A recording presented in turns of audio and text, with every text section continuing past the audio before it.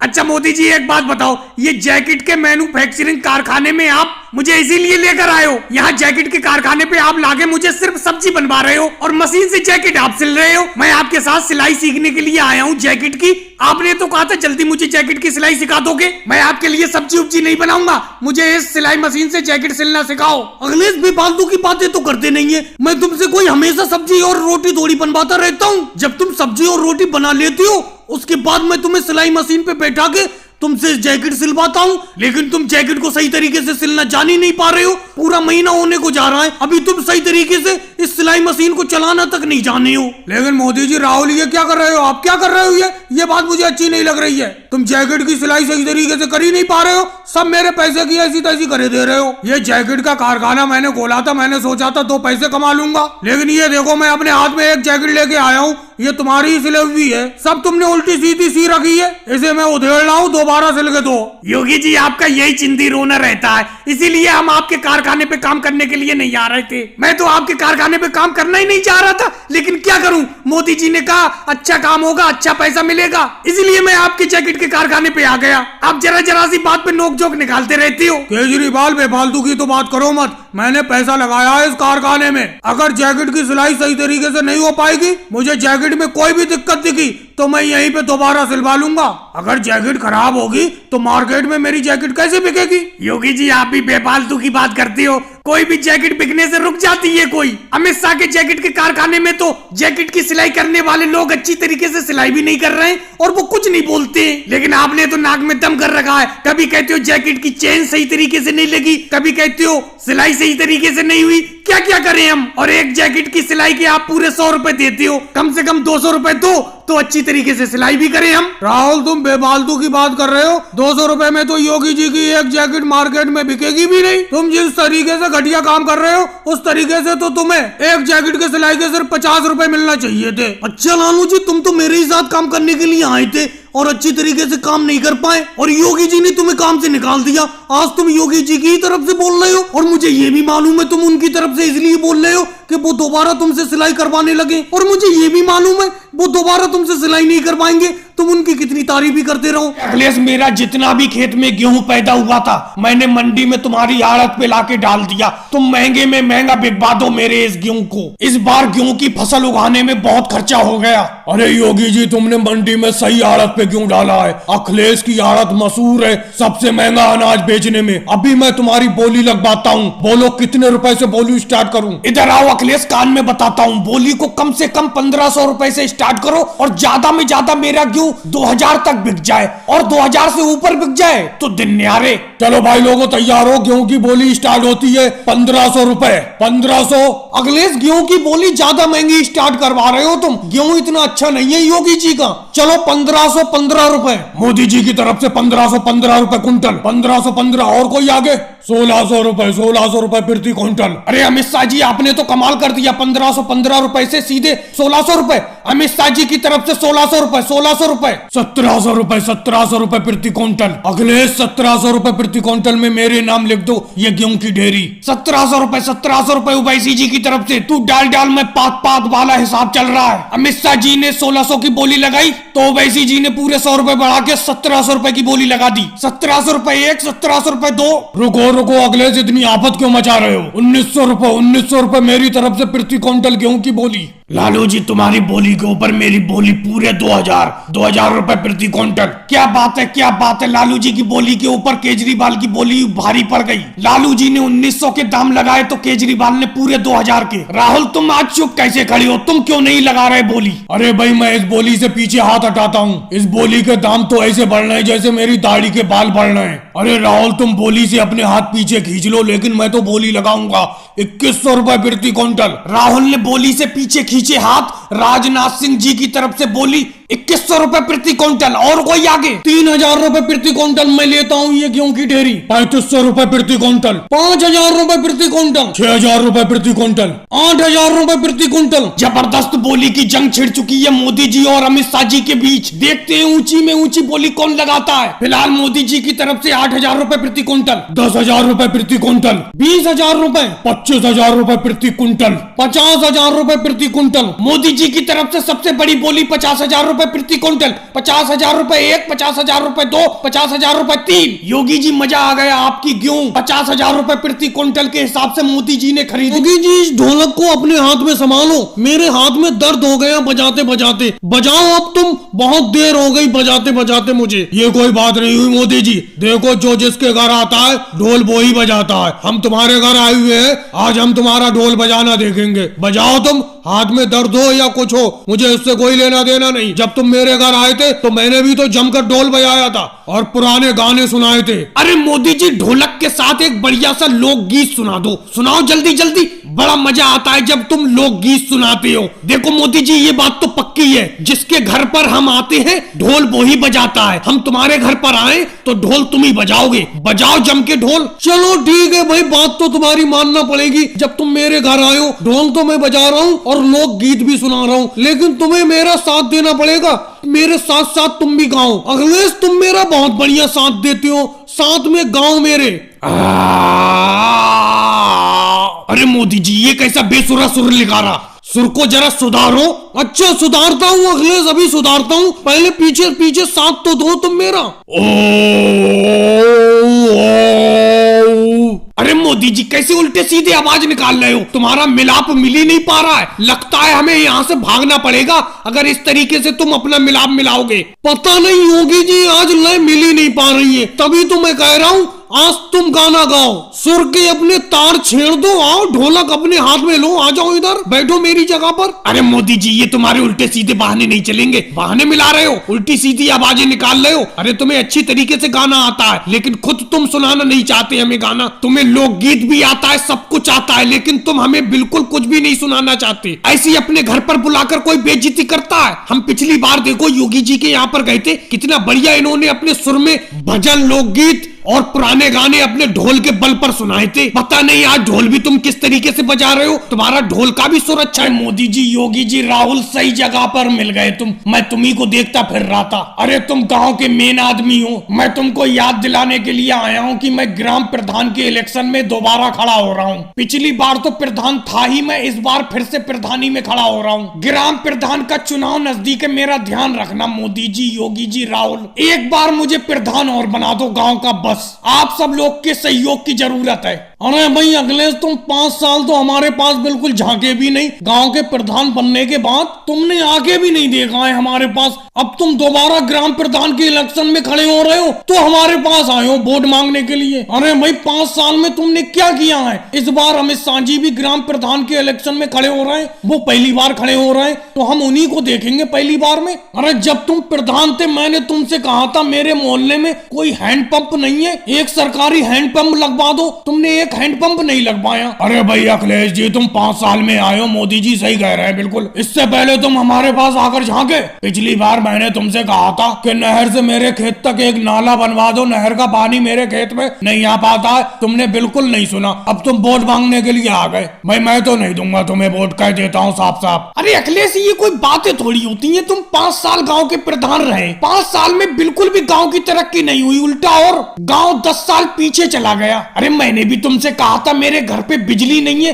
बिजली के पोल मेरे घर तक खड़े करवा दो जिससे कि मेरे घर में बिजली आ जाए, लेकिन तुमने इस कान सुना उस कान निकाल दिया, क्योंकि उस टाइम तो तुम प्रधान थे। अब दोबारा इलेक्शन का टाइम आया है, अब आए हो तुम यहाँ पर। अरे भाई 5 साल हमने अंधेरे में काटे हैं बिल्कुल, ऐसे कैसे तुम्हें वोट दे देंगे? अरे भाइयों मैं अब अपनी गलतियों का सुधार करूंगा, गाँव की तरक्की करूंगा, एक बार मुझे प्रधान और बना दो। मोदी जी तुम्हारे मोहल्ले में क्या तुम्हारे घर के बाहर ही हैंडपंप लगवा दूंगा, और राहुल मैं प्रधान बनने के बाद तुम्हारे खेत तक नाला खुदवा दूंगा, नहर का पानी तुम्हारे खेत तक पहुंचेगा, और योगी जी तुम्हारे घर तक बिजली पहुंचा दूंगा। बस एक बार और प्रधान बनवा दो मुझे, बस इस बार वोट दे दो। जी ये बताओ टोकरी में बैठे बैठे इसी तरीके से आराम करते रहोगे? कब तक आराम करोगे? 2 दिन से अपना लोग शहर में आए हुए हैं, 1 रुपए की भी दिहाड़ी मजदूरी नहीं हुई, ये बताओ क्या करा जाए? योगी जी एक बात बताओ, कोई काम करवाने के लिए नहीं आ रहा है तो क्या मैं रोड पे टहलूं? अब टोकरी है ये, टोकरी में ही तो आराम कर सकता हूँ लेट के।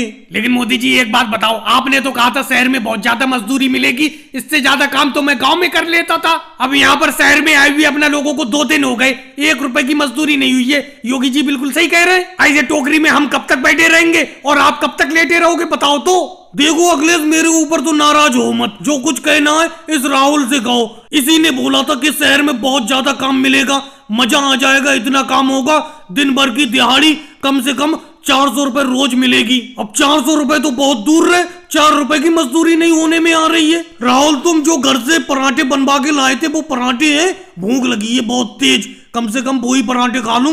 मोदी जी मैं घर से 10 पराठे बनवा के लाया था, मुश्किल से 1 पराठा मैंने खाया होगा, बाकी 9 के 9 पराठे आप ही खा गए। अब 1 भी पराठा नहीं है मेरे पास। अब राहुल एक बात बताओ, पराठा भी है नहीं तुम्हारे पास, चलो मान लेते हैं। अखिलेश, योगी जी भी जो घर से खाना लाए थे वो भी खत्म हो चुका है। अब तो जब तक काम नहीं मिलेगा तब तक खाना भी नहीं मिलेगा। मोदी जी आप चिंता क्यों करते हो, जब मैं हूँ आपके पास तो आप चिंता क्यों करते हो। राहुल, तुम हो तभी तो चिंता करता हूँ। तुमने हमें गाँव से शहर में लाके यहाँ पास दिया, अब घर जाने के लिए भाड़ा तक नहीं है पास में। कम से कम इतनी दिहाड़ी तो करवाओ कि खाना खर्चा चल जाए और घर जाने के लिए भाड़ा हो जाए। मोदी जी अभी मैंने आपसे क्या कहा, आपने मेरी बात पे गौर नहीं दिया। चिंता मत करो, एक बहुत बड़े व्यापारी अमित शाह जी अभी मुझसे मिल के गए और उन्हें काम के लिए 4 लोगों की जरूरत है। अपना 4 लोग शाम को काम पर चलेंगे, उनकी फैक्ट्री है बहुत बड़ी। तो राहुल, किस चीज की फैक्ट्री है बताओ तो, क्या काम करना पड़ेगा। योगी जी एक बात बताओ, आपको आम खाने से मतलब है या पेड़ गिनने से। अखिलेश, मुझे पेड़ गिनने से मतलब है, बताओ पूरी बात। अरे योगी जी मेरा कहने का मतलब है आपको तो काम से मतलब है, काम पर ध्यान दो।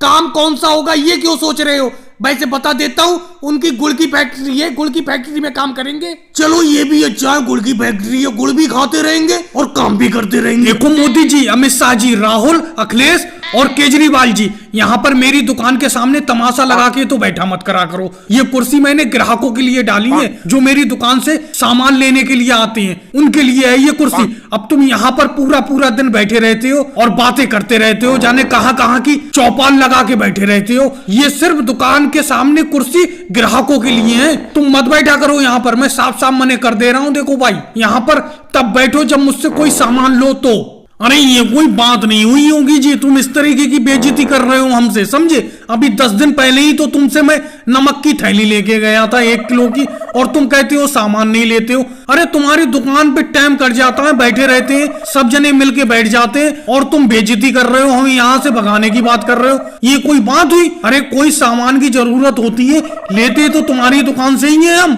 हाँ मोदी जी, ये तो बहुत बुरी बेइज्जती कर रहे हैं। ऐसी बेइज्जती कौन करता है। अरे ये तो डायरेक्ट अपनी दुकान पे से भगा रहे हैं। ऐसी बेइज्जती तो कोई दुश्मन के साथ भी नहीं करता है। अरे 15 दिन पहले ही मैंने इनकी दुकान से एक बिस्किट का पैकेट लिया था 5 रुपए वाला, और ये भगाने की बात कर रहे हैं। अरे आज के बाद फिर मैं इनकी दुकान से कोई सामान भी तो नहीं लूंगा अगर ये मुझे दुकान से अभी भगा देंगे। अरे केजरीवाल जी, ज्यादा भड़को मत, समझे। गुस्से में कह दिया होगा योगी जी ने, दिल के बुरे नहीं है योगी जी, ऐसी कह दिया होगा गुस्से में। ऐसा नहीं है, अकेले में उनका भी मन नहीं लगेगा यहाँ पर। वो देखो अकेले बेचारे पत्थर पे बैठे रहते हैं, कुर्सी सब तुम घेर लेते हो, कुर्सियों पे तुम बैठ जाते हो। अरे कम से कम वो दुकान के मालिक हैं तो कुर्सी तो उन्हें दे दिया करो। आज उनका गुस्सा निकल गया।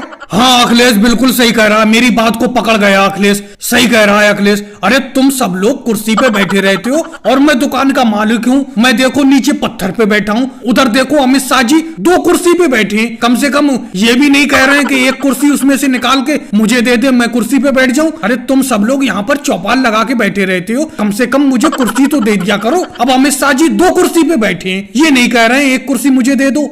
तभी तो मैं कहूँ योगी जी आज नाराज क्यों हो गए। अरे वो नीचे बैठे बैठे थक गए, समझे, इसीलिए नाराज हो गए। अमित शाह जी तुम भी 2-2 कुर्सी पे बैठे रहते हो, एक कुर्सी दो जल्दी से योगी जी को। अरे राहुल, कुर्सी उर्सी की कोई बात नहीं है, इनका सुबह से कोई सामान नहीं बिका है। तुमने एक चीज का गौर किया, अपना सुबह 6 बजे के आए हुए हैं और दोपहर खाने का टाइम होने को जा रहा है, इनका कोई सामान बिका है। इसी वजह से ये चिढ़ गए हैं। अब ये सामान बिकेगा भी कैसे। एक बात सुनो, यहाँ पर पाताल में इन्होंने दुकान खोली है आके जंगल में, कैसे करके यहाँ पर कोई सामान लेने के लिए आएगा। ऐसी जगह दुकान खोलोगे तो सामान लेने कौन। अच्छा मोदी जी ये बताओ, आपने जेवर की ज्वेलरी की दुकान रोड पर क्यों खोली है। ज्वेलरी और जेवर तो अंदर मार्केट में बिकता है, कस्बे में, शहर में, गाँव में, बिल्कुल बीच मार्केट में। और एक बात का ध्यान रखना, मैं पहली बार आपसे पार्टनरशिप कर रहा हूँ, हिसाब किताब सही तरीके से लिखना। देखना। तुम्हें क्या लगता है राहुल मैं हिसाब किताब सही तरीके से नहीं लिखता? मैं जिससे भी जिस काम में पार्टनरशिप करता हूँ उसका हिसाब किताब बहुत बढ़िया तरीके से लिखता हूँ। अब तुमने मेरे साथ जेवर की ज्वेलरी की दुकान खोली है, देखना कितना फायदा होता है। और मैं तुम्हें राज की बात बताऊं, किसी को बताना मत। रोड पर दुकान इसलिए खोली है, इस रोड पर बहुत से बड़े बड़े लोग अपनी कार से गुजरती हैं। वो अंदर शहर में कस्बे में नहीं पहुंच पाते, भीड़ भाड़ में नहीं पहुंच पाती, वो यहीं पे अपनों से ज्वेलरी खरीद लेंगे रोड पर। अरे योगी जी आ गई, ये कुछ खरीदेंगे लगता है अब। अरे मोदी जी सोना है। अरे योगी जी अगर सोना है, मेरा ऑटो रिक्शा है जिसमें मैं ये ज्वेलरी भर के लाया था, उसमें जाके सो जाओ। अरे मोदी जी कैसी मजाक करते हो? मेरा कहने का ये मतलब है ये सोना है, पीतल तो नहीं है। ये तुम्हारे जेवर जो रखे हुए हैं सोने के हैं या पीतल के हैं, ये बताओ, ये पूछ रहा हूं मैं। योगी जी तुमने 24 कैरेट सोने का तो नाम सुना होगा, ये पूरे 48 कैरेट सोना है, 24 कैरेट से डबल। सोच रहा हूँ ये 50 तोला की चेन ले लूं गले में पहनने के लिए सोने की। कितने की पड़ जाएगी 50 तोले की चैन? अरे योगी जी आपसे सौदाबाजी थोड़ी करेंगे, जो पैसे हो दे देना।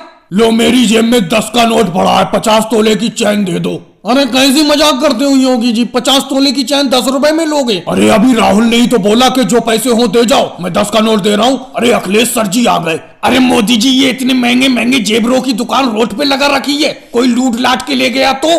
अरे अखिलेश सर जी ऐसे कैसे लूट के ले जाएगा, ये मेरे हाथ में डंडा नहीं है, डंडा लेके बैठता हूँ। अरे तुमने रोड पर इतना जेवर रखा हुआ है, ऊपर से तुम्हारा ऑटो रिक्शा भी सोने से फुल है। वाह मोदी जी तुमने तो गजब कर दिया। अच्छा ये बताओ जो ऑटो रिक्शा पे हार रखा हुआ है वो कितने का पड़ेगा? सोच रहा हूँ घर के लिए ले लूं। अखिलेश सर जी तुम्हें तो सस्ता ही लगा देंगे, बिल्कुल सस्ते दाम में खरीद लो। अरे सिद्धू जी मुझे आपकी ये बात बिल्कुल भी पसंद नहीं आई। कल से आपने हमें दावत पे बुला रखा है, कल आपने मक्की की रोटी और सरसों का साग खिलाने का वादा किया था, सरसों का साग थोड़ा सा बनाया भी, वो अकेले ही खा गए, हमें पूरा रात भूखा रखा। ऐसा कोई किसी के साथ करता है? अरे मोदी जी असल में मैंने सरसों का साग पकाया तो बहुत था, लेकिन मेरा अंदाजा गलत हो गया, पकने के बाद सरसों का साग थोड़ा सा रह गया। और मेरी एक बात की खासियत है, मैं पहले खुद खाता हूँ फिर मेहमानों को खिलाता हूँ। वो सरसों का साग इतना था कि मैं अकेले ही खा पाया, तुम लोगों के लिए बचा ही नहीं। लेकिन अब तुम टेंशन क्यों ले रहे हो? अब मैं तुम्हारे लिए मूंग की दाल की खिचड़ी बना रहा हूँ अपने हाथों से। अरे भाई सिद्धू जी हमारा कोई पेट उठ खराब है जो तुम मूंग की दाल की खिचड़ी पका रहे हो? अरे कल रात से तुमने बुला के हमें भूखा सुला दिया यहाँ पर खेत पर, कोई अच्छी सी चीज पकाओ नहीं तो हम जा रहे हैं वापस ऐसी भूखे पेट। अरे ओवैसी जी तुम अपनी टांग मत अड़ाओ कि अच्छी चीज पका लो अच्छी चीज पका लो। अरे ये जो भी पका के खिला दे वो खा लो। कल इन्होंने सरसों का साग जरा सा पकाया अकेले ही खा गए, इसीलिए अपना रात के भूखे हैं। ये खिचड़ी पकाने दो, खिचड़ी खा लेंगे बस, पेट तो भरे कैसी करके। लेकिन भाई सिद्धू जी एक बात बताओ, तुमने हमें कल दावत पे बुलाया था, रात खाना भी नहीं खिलाया, ऊपर से खेत पे क्यों सुलाया? तुम आराम से घर जाके लेट गए और हमें यहाँ पर खेत पे सुलाया। अब खिचड़ी भी बर्तन लाके यहीं पे बना रहे हो खेत पे। मोदी जी तुम्हारे बहकावे में मैं यहाँ पर आ गया सिद्धू जी के यहाँ दावत पर। तुमने कहा सिद्धू जी बहुत बढ़िया खाना खिलाएंगे, ये खाना है इनका, मैं तो कभी नहीं आता। अरे अखिलेश कैसी बचकानी बात करती हो, वो तो मैंने तुम्हारे फायदे के लिए तुम्हें अपने घर नहीं सुलाया। मेरे घर पे ठंड बहुत लगती है इसीलिए मैंने तुम्हें यहाँ खेत पर सुला दिया। और थोड़ी देर का सब्र करो, मूंग की दाल की खिचड़ी तैयार होने वाली है, खा के जाना आराम से। मेरी मेहमान नवाजी में तुम्हें कोई कमी दिख रही है? यहाँ पर देखो खेत पर बर्तन लाके तुम्हारे लिए सब कुछ तैयार कर रहा हूँ। अरे भाई सिद्धू जी तुम्हारे घर से ज्यादा ठंड तो यहाँ पर लगी पूरी रात भर। वो तो बराबर वाले खेत पर एक आदमी सो रहा था, चुपके से मैं उसका कंबल उतार लाया, सुबह से बोई ओढ़े पड़ा हूँ। और मोदी जी एक चीज पे गौर किया तुमने? इस बार भी ये छोटी सी हांडी में खिचड़ी बना रहे हैं, ये अकेले इन्हीं के लायक हो पाएगी, इसीलिए वक्त रहते निकल लो यहाँ से। पकाने के बाद ये सिद्धू जी अकेले ही खा जाएंगे। भाई लोगों वीडियो को लाइक करो, चैनल को सब्सक्राइब करो।